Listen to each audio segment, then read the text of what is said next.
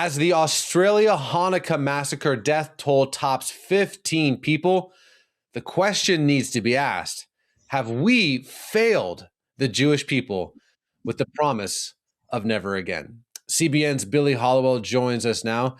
So, Billy, what are your thoughts? I mean, I think the answer is yes, we have failed. I mean, the fact that we've got to put on spiritual lenses here, right? Because I think a lot of people are looking at this as a material issue, and it is obviously people being killed and targeted and murder and mayhem and terrorism. But what is driving that is what we have to address. And I think one of the biggest areas that we've failed is that we have people all over the world, but I'm most concerned, obviously, about America, where this is happening, who have not been educated properly about Israel, the Old Testament, the understanding of who the Jewish people are. Obviously, there's the centerpiece of, we don't target other innocent human beings and kill them. But the broader issues where I think we failed are helping people understand why this issue actually matters and is a deeply theological issue that is very real and very pertinent. And so because of those failures, we have an entire young generation of people who are deeply confused about very important issues. And because of that, we're seeing more anti-Semitism, more confusion, and it's only driving and further fueling these sorts of events. So we have absolutely failed. It's remarkable to me that young people even seem, many of them, confused about the Holocaust. Do they believe it actually happened? They're questioning. I mean, we've seen very disturbing surveys showing that here in America and again around the world. So I could say a lot more about it, but I would say we've absolutely failed. I've dedicated a lot of my life to standing with Israel and the Jewish people, and learning about the Holocaust, going to Yad Vashem many times, Auschwitz, Majdanek, and naively, tragically, I thought that couldn't happen in the United States. But if you look at the history of the world, from Pharaoh to Sennacherib to Nebuchadnezzar to the Roman 10th Legion to, you literally go down the list to Russian pogroms, to the Farhud in Iraq, to the Spanish Inquisition. I literally could go down the line and think, okay, that could never happen in the West naively. We're too smart, we're too educated to have this happen. But I think it's important to realize that Germany was a very educated place.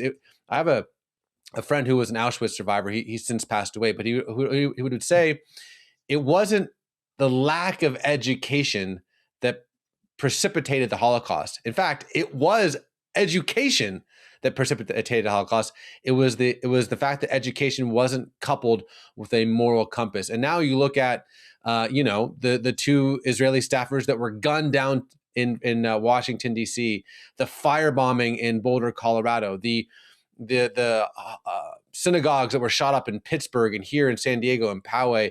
And now at least 15 people are dead at a Hanukkah event in Australia. This isn't new. This has nothing to do with the state of Israel. This has nothing to do with anti-Zionism. This is a thousands of years history of the hatred of the Jewish people. Why? Because the God of Abraham, Isaac, and Jacob chose the Jewish people to bring his message to the world. He has made unbreakable covenants and promises to those Jewish people. He is not done with it. He has Romans 9 and 10, 11, he has not rejected the Jewish people. Now, theologically, what does that mean about? Obviously, I wholeheartedly believe the whole world needs Jesus. But that does not mitigate the fact that the God of the Bible has made certain unbreakable promises and covenants, and that he's not done with the Jewish people, and that the Jewish people are the apple of his eye. If you look at Joel 3, in those days, and at that time, when I restore the fortunes of Judah and Jerusalem, kind of like right now, I will gather all nations and bring them down to the valley of Jehoshaphat. There I will put them on trial. For what? For what? For what they did to my inheritance, my people Israel, because they scattered my people among the nations and divided up my land. Here's the thing. the idea that we, the church, have replaced the nation of Israel, replacement theology, is just totally theologically not true. From Genesis to Revelation, God has a plan for the Jewish people. God has not rejected the Jewish people. And if you want to know why the world has hated the Jewish people for 4,000 years, the reason that anti-Semitism is palatable and digestible, and for lack of a better word, kosher in every generation, changes. It morphs. Anti-Semitism is a demonic, slithery snake that changes and justifies its way to make it palatable to the current generation. Right? In the 1930s in Germany, it was different than it was in the Middle Ages, and it was different than it was during the Roman time. It's different than it is now, right? Now I don't hate the Jewish people. I just hate the Jewish state, and it always kind of meanders and morphs its way to be palatable and to be digestible. But at the end of the day, the hatred of the Jewish people is a hatred of the God of Abraham, Isaac, and Jacob, is a hatred of the God of the Bible. And so to us as Christians who have been grafted into this story, into the Jewish story, into God's story of redemption and salvation, we are indebted to, we are wild olive shoots who have been grafted into this story. And so, I always say this, that, as for me and my family, we will stand with Israel and Jewish people unequivocally. And if you're Jewish and you're watching this, know that you have at least this Gentile, and I'm sure Billy and millions of people watching this, not that millions of people watching this video, but people that are part of the CBN audience, say we genuinely believe never again. We genuinely believe that promise means something. But I think to a large part of the West, the church, we have failed that, unequivocally have failed that, because we thought never again. That's just abstract. It would never happen again. How many dead Jewish people do you need to see before you realize that this is happening? It is literally happening again, from Australia to Northern England to Poway, which is a part of San Diego near where I live. I mean, this is happening again right now in real time, and we have to be more vocal. We have to comfort our Jewish friends. If you don't know your local Jewish community, go find them and just say, hey, I love you. I love you. I'm a follower of Yeshua. I love you. Let me know how I can help.